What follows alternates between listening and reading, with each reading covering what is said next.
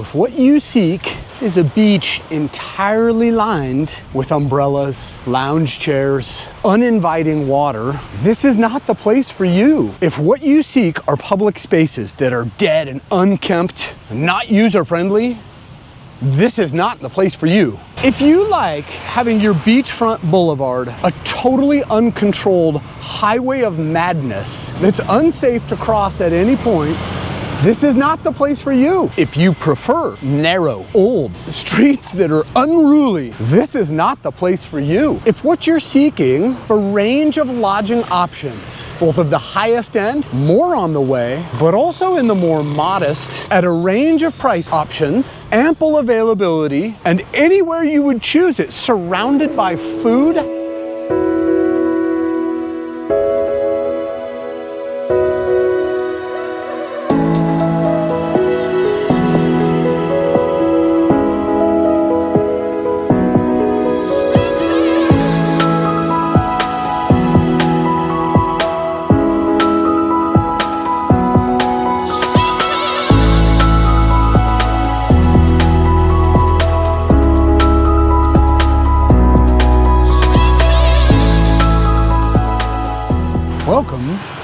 to Quy Nhon, where the Q is silent and the H after an N, that H is like a Y. Let's talk about what it is and what it is not. Because the first problem we're gonna have is somebody's gonna make a top 10 thrill list video aimed at the backpacker bucket list. And that's not what this place is. If you're coming here looking for the thrills, you will not find it here. This might describe it a little better. The bodies are starting to come out because the sun is going down right now. I've seen videos where people put a question mark next to, is it the next Da Nang? And it's a fair question, if only by proximity, because it's right in between Nha Trang and Da Nang. But that's not a fair way to categorize it. It doesn't do justice to the soul of this place, and it's an incomplete capture of exactly what it is. I think the locals would be offended by that. What it is a Vietnamese coastal city that had the chance to grow up and evolve on its own without the tourist presence really here. It's theirs. It's not for international tourists, but it's ready for it. The infrastructure is here. I challenge you, go onto Agoda, search the city for lodging at a guest rating of 9.0 or better, and you tell me what you see. Let's divide this town up into some bite-sized pieces. And the easiest way to think of it is probably lengthwise along the beach. Beachfront is 3.5 kilometers of usable sand. At the very south end of the beach, you have some resort towers. There's several FLC towers that are surprisingly affordable in price. And surrounding that area are smaller family-owned, like hostel homestay type hotels, medium-sized hotels also. There is the University Hospital, and where I'm standing right now, Quy Nhon University of Engineering and Technology. Then, as you move north, we're gonna get into the more downtown city center space, pushing 2 or 3 blocks back behind that university hospital district. Almost all of it is gonna look like this. Some of the streets are a little narrower, but the character of what you're getting is just one after another of small shops, spas, salons, restaurants, cafes. But I have not seen a single co-working space. 24 hours, broadband internet access. That's probably the only thing that's missing. Basically, what is this central city square or gathering area where they had live performances for the last several nights, going until about 10 o'clock at night, ending with fireworks shows. And across the main road, they have roundabouts and quite a few zebra stripe crossings. Normal rules apply for how you cross in Vietnam. But there are, all over town, controlled intersections with crosswalks where people actually follow the rules. This is one of the main routes of vehicle travel through the city. It goes from the beach to the main roundabouts to get you out of town. We've got this gigantic park space. On both sides of the highway, you have usable, lengthwise, kilometers long. There's exercise equipment, more playground space for kids and families, benches everywhere, trees giving you shade. up and down the highway. On the far side, the same thing exists. It is full. Coffee shops, coffee shops, coffee shops. And at night, I mean, kind of like anywhere in Vietnam, it's not all that open and alive looking right now, but at night it is just full of the young people pouring out into the streets. All the chairs are full.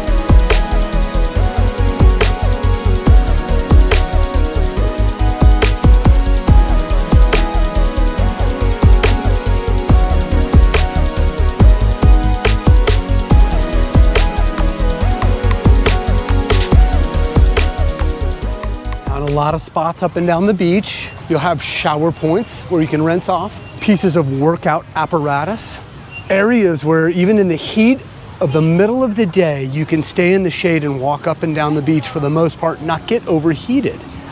Playground apparatus, there are several of them. Motorbike parking spots, hotels and restaurants all the way up and down the beach boulevard, with everything from small stall, the really small family operations, to the arena restaurants that are multiple stories high. I think there's 3 or 4 of them up and down the beach, and it's bathrooms, it's restrooms, toilets, water closets. So you come down and there is somebody keeping it clean. They've got, you know, toilet paper and stuff you can buy. So while I have seen several really well-equipped gyms in town, but inland from the beach, they have multiple of the pull-up bars and dip bars and body weight push-pull machines out here. There are volleyball courts, sand volleyball obviously, and like football, soccer courts up and down the beach. And by the time you get to the northern portion of beach stretch Quy Nhon, there are still plenty of lodging accommodation options. It does have more of a resort row feel to it. This, I believe it's called the TMS Tower, the Fleur-de-Lis, and like 10 more. Getting to the very north part of Quy Nhon, port of Quy Nhon actual, and the marina where all the fishing boats are docked. This part of town has a little grittier feel to it, like trades and labor, if that makes any sense. It doesn't want to be Da Nang or Nha Trang. And it's on the verge. There's not much tourist activity here at all. I have not seen many foreign international presence the whole time I've been here. And that's reflected through the reactions of the locals, because everywhere I go, I get the looks, the inquisitive, curious, fascinated, like, what is this guy doing here? Even when you get the harsh, what seems like a harsh stare, it's just curiosity. So if you say hello or xin chào, they'll all of a sudden lighten up their face, realize they were staring at you, and then it'll turn into this conversation. The other thing is, you know, we're off the tourist trail for the most part. It's a university city. It's pulsing. It has the heartbeat of like this youthful energy, and it's full of life at the same time that it's this quiet, laid back, great place. I really could pass time here easily. I am 100% certain it is only a matter of time until this becomes more popular, you know, more of a household name, a destination that people are coming to. The absolute upper limit of this place hitting it is when the high-speed rail comes through here. You can already get here on the reunification railway, and you can get here by bus from Nha Trang, Dalat, Da Nang. Those bus rides are between 5, 6, 7 hours, between 10 to 20 US dollars, or if you're on the more luxurious coaches, could be a little more. Nobody's out on the beach in the middle of the daytime, because they avoid direct sunlight. The locals do.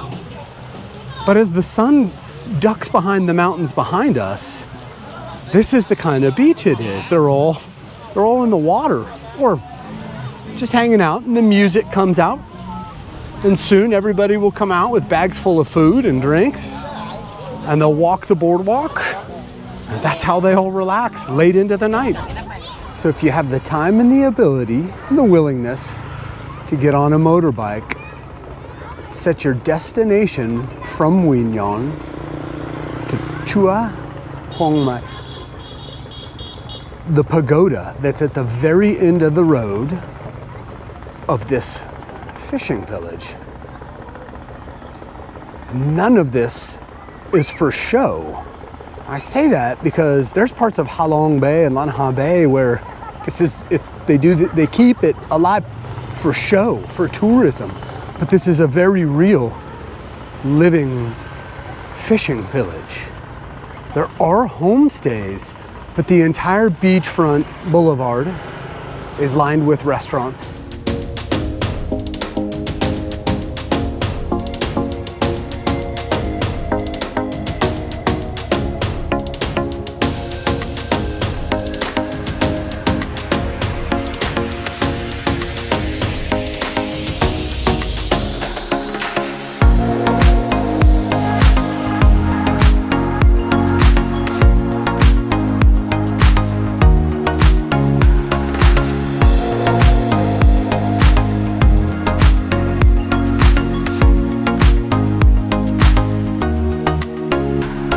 If you want another cool road trip, put that as a waypoint into your map. From Quy Nhon, it's probably a 45-minute moto ride. But when you get here, there's a controlled motorbike parking area over there for 10,000 dong. They'll watch over your bike, keep it nice and safe. If on your way to the top, you catch the landscaping team taking too long of a break, just politely tell them to get back to work. That's a long stair climb, but it's worth it because you can, from up here, you can't get all the fences are like welded shut, so you can't get up to the lotus and the statue itself. But you get these great views where we're looking out south on the peninsula and the wind farm up on the hill. Behind it to the south is the beach where we were yesterday. The bay. And there are multiple islands that you ride across on your way to the big bridge. That's Quy Nhon over there across the bay. So now you can triangulate what you should be fixing your eyes on for direction. I'm so glad I just sort of like saw the Buddha, came this way. So there's something fun for you to do.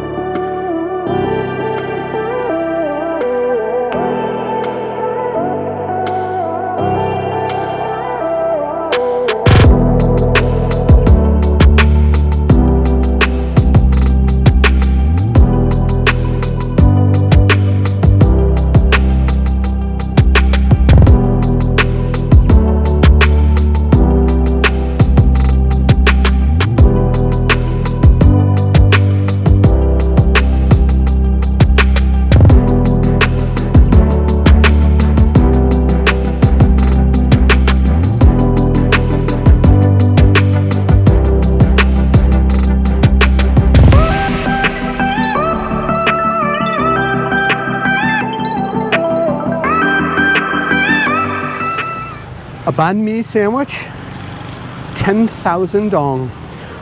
I think I've paid as much as 15,000 dong here in town. The fruit smoothies, let's take a look. 20 to 25,000 dong, approximately. Now the coffee here at this stand is a little more expensive, 25,000 dong, but it's the biggest coffee serving I've had in all of Vietnam, plus a pitcher of ice cold tea to go with it. I've had a few coffees here. Strong Vietnamese coffee by Fendrip, as low as 12,000 dong and as expensive as 16,000 dong. But if coffee isn't your thing, even a matcha latte, no more than 15,000 dong. What about pho? Everybody likes the bowl of noodle soup, bowl of pho, 30,000 dong.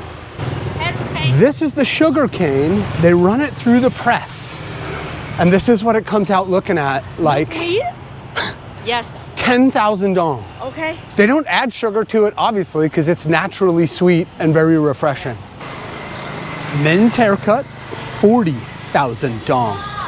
Pretty luxurious barbershop, little on the spendy side at 60,000 dong. 15,000 is probably not entirely accurate, but if you decide to come across from the beach, get some ice cream. If you get the bigger one, all the different flavors, and it's the coconut shell with the meat inside, the coconut meat inside, and then they put all the ice cream and the 35,000.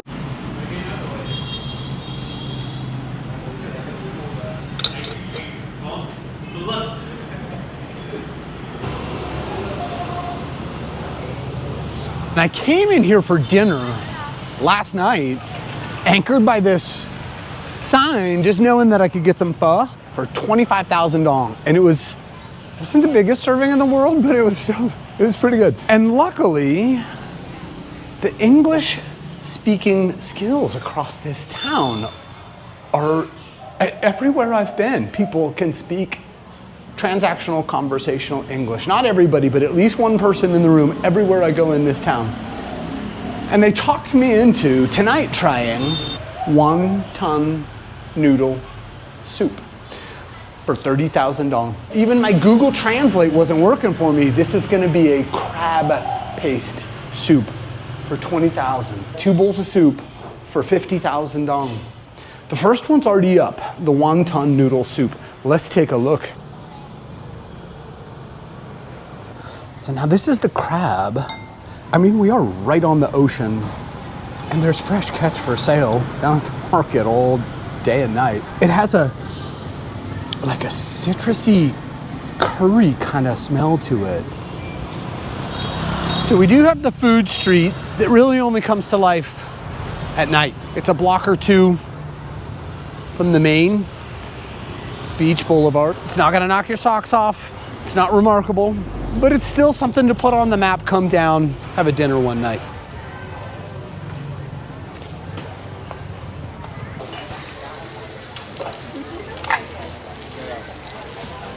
Very good.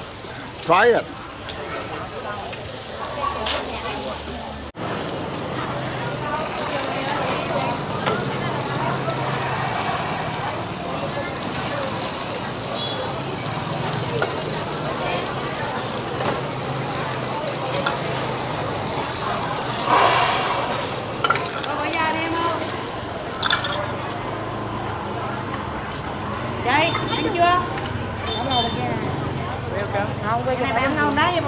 I've never actually stopped at one of these stands till just now. Tea, milk tea. So if you stand here looking confused and disoriented long enough, people come up to help and they make sure that you get the English translated menu. What I've learned here with all my new friends is these are home cooked jellies. It's 20,000 dong. The purple one is taro. Then we've got chocolate pudding, then butter, then cheese. Somebody always speaks English in Quy Nhon. Now these are the black pearls, just like when you're doing a mix-away sundae. And then those are the white pearls. I just stood here confused, staring, trying to learn how to do it. And my lovely friends here approached. Thank you. Hello. To help me understand. And I've just found out this young man has a test tomorrow morning on American culture. Yeah. So we want to wish him luck. Thank you. I hope you do very well.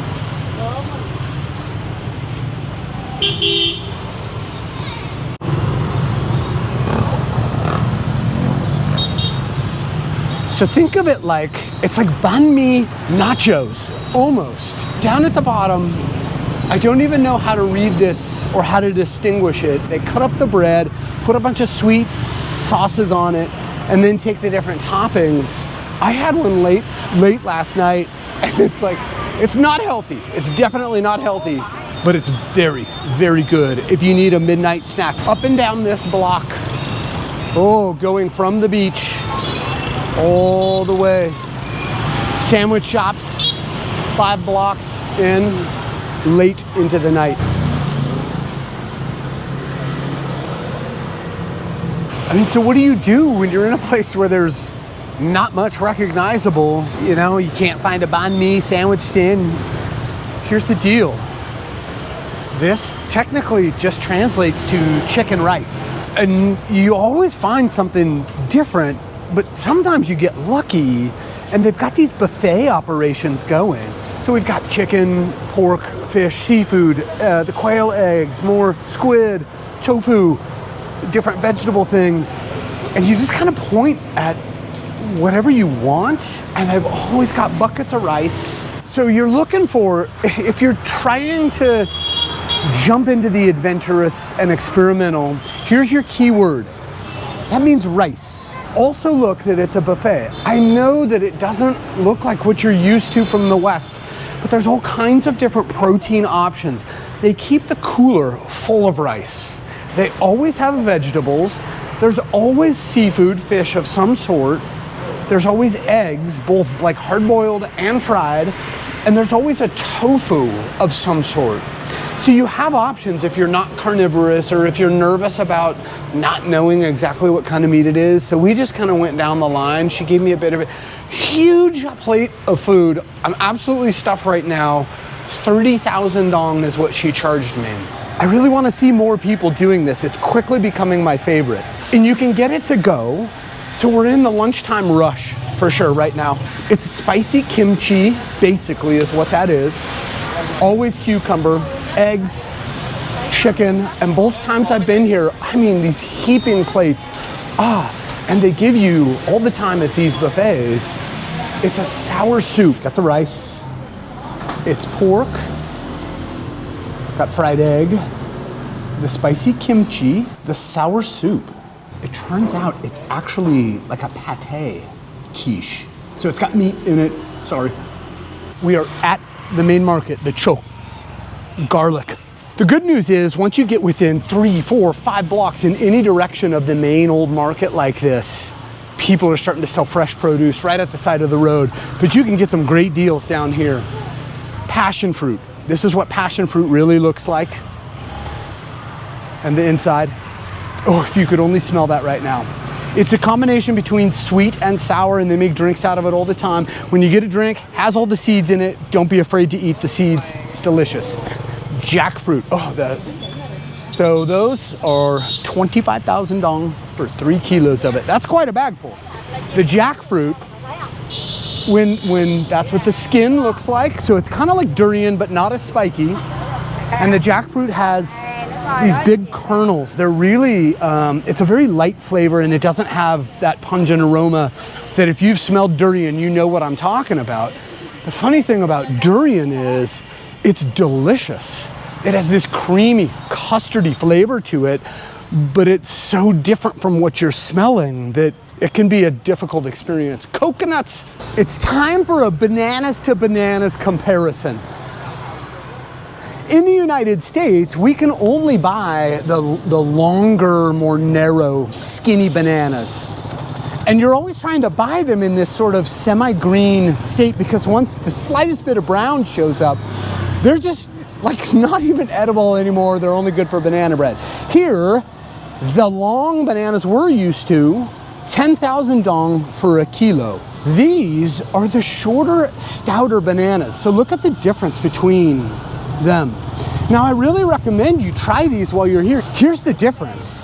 These bananas, they can look like brown ripe on the outside, and they're still medium firm and not overly sweet, too ripe. They're delicious. So while you're here in Vietnam or anywhere in Southeast Asia, they're much more shelf stable than the bananas by appearance that we're used to.